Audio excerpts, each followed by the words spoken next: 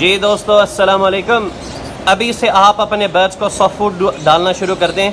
Soft foods के अंदर उबला हुआ अंडा, उबले हुए अंडे के साथ अगर आप दालें मिक्स करना चाह रहे हैं ज़रूर करें।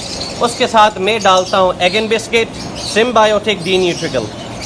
पुरानी एक वीडियो चली आ रही है मेरी टाइमलाइन से, वो तलाश कर लें, वो मैं डाल रहा हूँ। अब ये कहाँ से प्रोडक्ट्स लेनी है? जहाँ से आपको मिल जाए। मैं कहाँ से लेता हूँ? एविजोना से।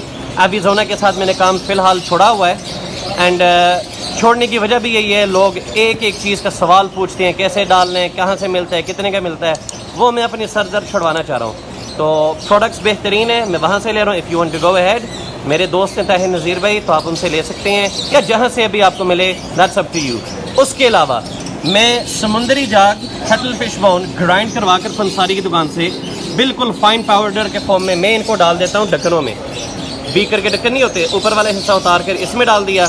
इसको फिर बाद में अंदर की तरफ से पिंजरे के अंदर फिट कर देता हूँ ताकि बर्ड स्टिक पे आकर बैठें और यहाँ से अपने चूंझ मार कर वो खाएं। इस तरह आपका ज़ाया भी नहीं होगा, इफेक्टिव भी होगा और ये साफ़ रहता है। इसके अलावा जिन बर्ड्स को सोकरा चढ़ जाता है, मैं एक मकई के सिट्टे को, दुधिया सिट्टा जो होता है, उसको 4 हिस्सों में बारीक बारीक एक पेड़ के मैंने ये मैं कर देता हूँ।